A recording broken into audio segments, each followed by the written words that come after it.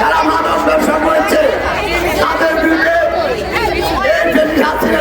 সরকারের বিদায় হওয়ার পর পদত্যাগের পর আমরা পাড়া পঞ্চায়েতের সভাপতি এবং সাধারণ সম্পাদক কিন্তু ওইটাকে মাদক মুক্ত ঘোষণা করেছে।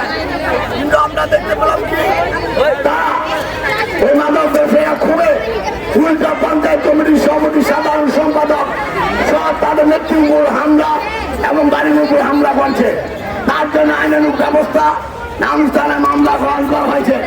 আমি জেলা প্রশাসনের দৃষ্টি আকর্ষণ বলতে চাই, শুধু আমরা পাড়াকে পঞ্চায়েত দল শহর এবং জেলার আপনি মাদকের বিরুদ্ধে অভিযান চালান, নাম দিয়েছি মাদক মুক্ত হিসাবে গ্রহণ করুন।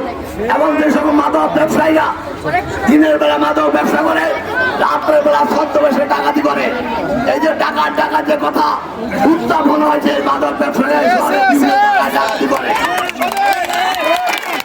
আমরা আপনার কাছে চাই আমরা পাড়াকে বিশ্ববাইলের যারা বাসিন্দা আছে এবং যে স্কুল অ্যান্ড কলেজের ছাত্রী বোনেরা আছে তাদের চলাচলের নিরাপত্তায় এবং আমরা পাড়া বৃহত্তর বড় মাদ্রাসা আছে এই সকল ছাত্র ভাইদেরকে নিরাপত্তা পাবে এবং অত্র এলাকার বাসিন্দাকে তাদের জানমালের নিরাপত্তা দেওয়ার জন্য আপনি অতি শীঘ্রই তাদের বিরুদ্ধে আইনানুগ ব্যবস্থা গ্রহণ করবেন।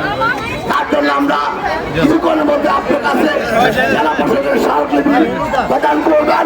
আমরা জানি জেলা প্রশাসন অত্যন্ত দক্ষ এবং খুবই ন্যায়পরায়ণ।